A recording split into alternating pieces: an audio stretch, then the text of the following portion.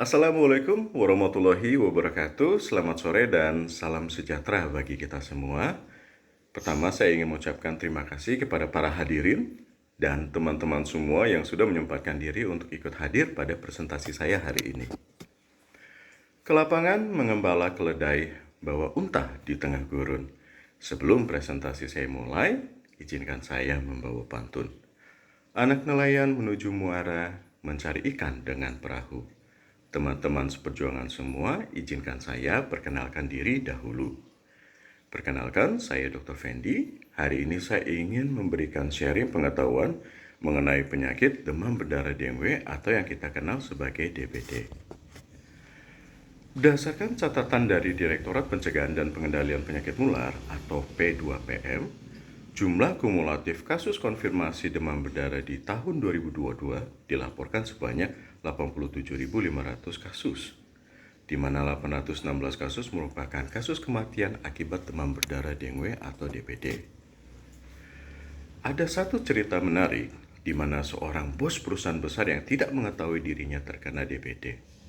Saat awal terkena DBD, beliau mengalami keluhan demam naik turun, mual muntah, dan juga lemas.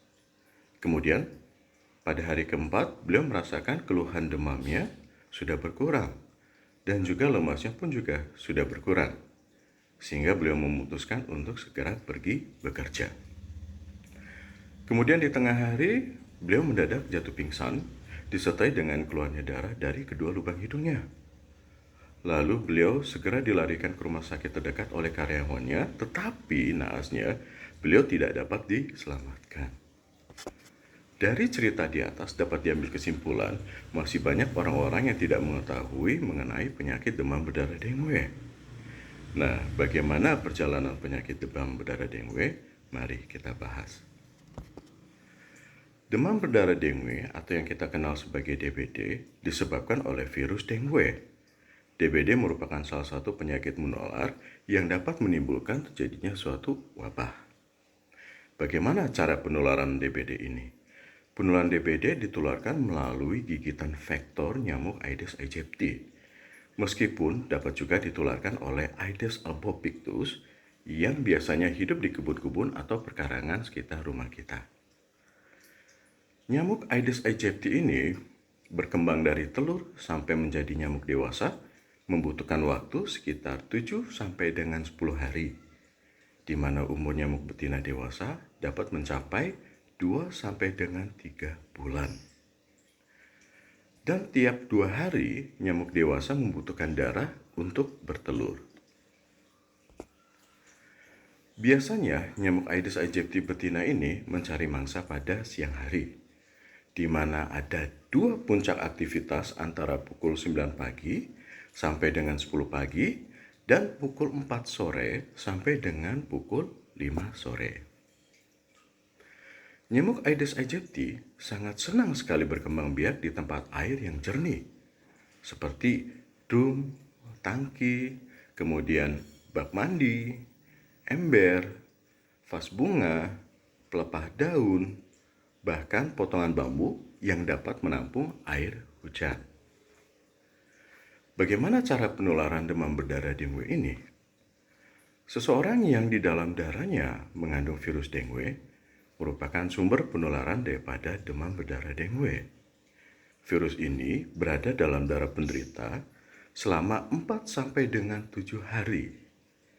Bila penderita DBD digigit oleh nyamuk vektor penular seperti Aedes aegypti, maka virus dalam darah akan ikut terisap masuk ke dalam lambung nyamuk.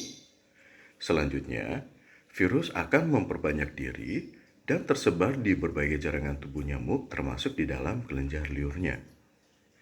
Kira-kira 1 minggu setelah menghisap darah penderita nyamuk tersebut siap menularkan kepada orang lain. Virus ini akan tetap dalam tubuh nyamuk sepanjang hidupnya dan akan menjadi penular yang infektif. Apa gejala demam berdarah dengue atau DBD? Gejala DBD itu ada 3 fase dari gejala demam berdarah dengue. Yang pertama adalah fase demam tinggi, di mana demam mendadak disertai nyeri kepala, sakit belakang mata, kemudian badan ngilu, mual muntah yang berlangsung dari hari pertama sampai dengan hari ketiga. Kemudian, fase yang kedua merupakan fase kritis, demamnya turun, tetapi saat ini merupakan saat yang sering mengecoh seolah-olah terjadi kesembuhan, namun fase inilah adalah fase kritis yang dapat terjadi dengue shock syndrome. Fase ini terjadi pada hari keempat sampai dengan hari kelima. Kemudian yang ketiga merupakan fase penyembuhan, di mana fase demam kembali tinggi dan sebagian reaksi penyembuhan yang terjadi pada hari ke-6 sampai dengan hari ke-7. Ketiga fase tersebutlah yang membuat kurva DBD seperti pelana kuda. Bagaimana pencegahan DBD ini? Saat ini tidak ada vaksin yang tersedia secara komersial untuk penyakit demam berdarah dengue. Pencegahan utama demam berdarah hanya terletak pada penghapusan atau mengurangi vektor, yaitu nyamuk demam berdarah dengue Aedes aegypti. Bagaimana cara pemberantasan sarang nyamuk DBD ini dilakukan? Yaitu dengan melakukan 3M. Menguras dan menyikat tempat-tempat penampungan seperti bak mandi.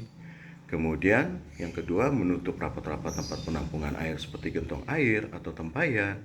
Dan yang ketiga mengubur atau menyingkirkan barang-barang bekas yang dapat menampung air hujan. Selain itu, ada juga cara lain yang disebut 3M+. Plusnya itu yaitu mengganti air vas bunga atau tempat minum burung. Kemudian yang kedua menabur bubuk larvasida. Yang ketiga memelihara ikan pemakan jentik. Yang keempat memasang kawat kasa. Yang kelima menggunakan kelambu. Yang keenam memakai obat yang dapat mencegah gigitan nyamuk.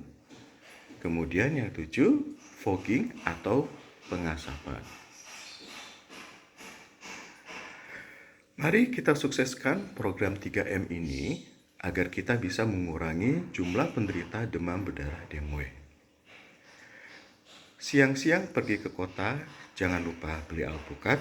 Demikian presentasi saya, semoga bisa bermanfaat. Assalamualaikum warahmatullahi wabarakatuh.